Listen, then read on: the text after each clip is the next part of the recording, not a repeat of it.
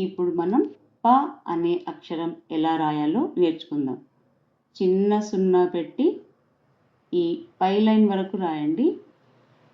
తలకట్టు మాత్రం ఈ లైన్కి పైన వచ్చేలాగా రాయాలి. ప.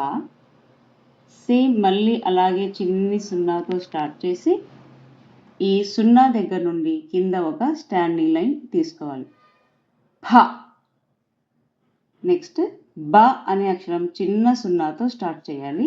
2 లైన్లను టచ్ చేసేలాగా రాయాలి. మళ్ళీ అలాగే చిన్న సున్నాతో స్టార్ట్ చేయండి. 2 లైన్లు టచ్ చేసి ఈ కింద ఒక స్టాండింగ్ లైన్ రాయాలి. భ. మ అనే అక్షరం రాసేటప్పుడు కొంచెం జాగ్రత్తగా రాయాలి. చిన్న సున్నా పెట్టి ఈ సున్నా పైన కరెక్ట్గా డాట్ పెట్టి ఈ సున్నా దగ్గర నుండి ఆ డాట్ వరకు రాసి తలకట్టు రాయాలి. మ. ప. ఫ. బ. భ. మ.